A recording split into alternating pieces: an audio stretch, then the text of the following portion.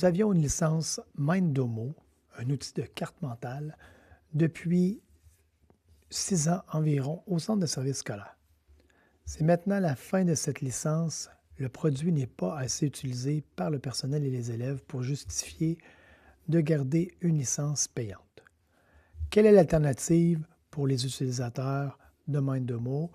Quel est l'outil idéal pour faire des cartes mentales ou organisateurs graphiques ou cartes conceptuelles, peu importe le nom qu'on va lui donner. Donc, la réponse en général va être Canva.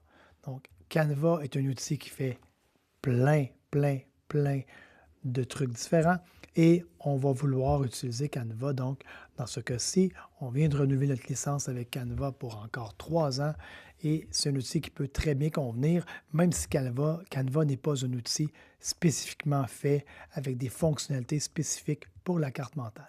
Si je vais à la page d'accueil de Canva et je vais dans Modèle, ici dans le menu de gauche, je pourrais taper carte mentale juste pour vous montrer l'étendue de ce qu'on pourrait trouver facilement comme modèle de carte mentale. Il y en a vraiment beaucoup.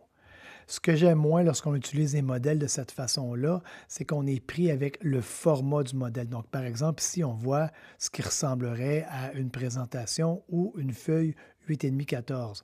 Donc, ce que j'aime moins, si je désire imprimer, c'est d'avoir un format comme ça qui va me restreindre après ça au niveau de l'impression ou qui va me laisser des blancs dans mon impression. Donc, si par exemple, j'aime vraiment beaucoup le modèle ici, je peux cliquer dessus.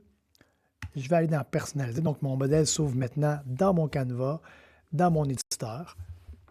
Et tout de suite, parce que je sais que je vais imprimer sur une feuille 8,5-11, je vais aller dans Redimensionner, dans Taille personnalisée. Je vais passer des pixels au pouce et je vais lui donner tout de suite la taille que je désire. Évidemment, si j'étais resté en 8,5-14, probablement que ça aurait été un peu plus simple. On se souvient ici que Canva est un produit australien, donc on utilise le point plutôt que de la virgule pour mettre 8,5. Et je fais redimensionner cette création parce que je ne veux pas avoir de copie par la suite. Donc, vous voyez, le redimensionnement est fait, ou la redimension est fait, et on voit ce que ça donne ici de ce côté-là. Je pourrais dire, bon, cet élément-là, j'en ai plus besoin, et là, je pourrais venir déplacer un peu les éléments qui sont là pour venir occuper l'espace au complet et pas laisser trop de blanc dans le haut et dans le bas. Mais vous voyez, déjà, c'est quand même intéressant, ça se travaille bien. Mindomo est vraiment un outil qui était fait explicitement pour les cartes mentales, mais Canva est capable de faire vraiment un beau travail de ce côté-là aussi. Donc, je pourrais enlever, par exemple, les lignes ici si j'en ai pas besoin. En fait, je pourrais enlever une note au complet. Dans ce cas-ci, je pourrais dire, OK, moi, je ne veux pas avoir ça. Ça, on pourrait venir le mettre à côté ou peu importe. Donc, vous voyez, là, maintenant, on est capable de venir jouer avec les bulles. On est capable de les agrandir si on a besoin. Même chose au niveau du texte. Et donc, je peux mettre vraiment ça à mon goût dans Canva.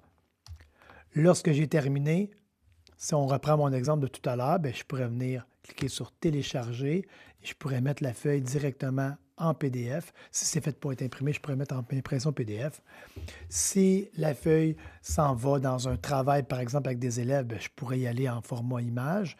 Et si la feuille est intégrée aussi dans une présentation, par exemple, que je voudrais faire, donc soit dans une autre présentation Canva ou une présentation PowerPoint, je pourrais exporter en image et je pourrais exporter en image en mettant l'arrière-plan transparent. Donc, la carte mentale va avoir seulement les éléments qu'on voit là. Le fond ici, qui est une espèce de petit beige, ne sera pas visible dans mon image si j'exporte avec le PNG, avec l'arrière-plan transparent.